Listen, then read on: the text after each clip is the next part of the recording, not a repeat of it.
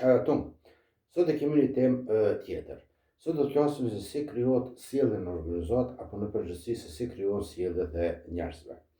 Ka shumë raste kur njerëz ndërmarrin veprime të ndryshme apo bëjnë një sjellje të saktuar, mirë po pa e ditë arsye. Do të thonë ndonjëherë mungon edhe mendimi kritik, do të thonë mungon arsyeshmëria. Është bërë një eksperiment ku është bërë me majmun. Pas që dhe ne jemi primat, kështu që mund të marrim shembullin e njëjtë. Janë marrë 12 majmuna dhe janë vendosur në një kafaz, si dhe është vendosur një kuti me banane.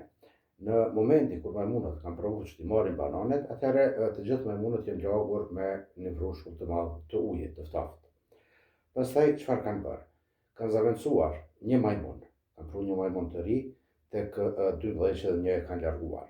Majmunat e vjetër nuk kanë shkuar për t'i marrë bananet, mirë po, sa ka tentuar majmuni i ri që shkon që t'i merr bananet, 11 majmuna tjerë kanë filluar që ta godasin fizikisht. Dhe në këtë mënyrë ka vazhduar në mënyrë ciklike, derisa janë zaventësuar 12 majmuna. Pra, 12 majmuna e kanë qasjen e njëjtë, e dinë se nuk duhet të prekën bananet, asnjëherë nuk e ka përjetu vrushullin e ftoftë të ujit, mirë po vazhdojnë, sepse kjo është ngulitur në trurin e tyre si një sjellje se si duhet që të sillen.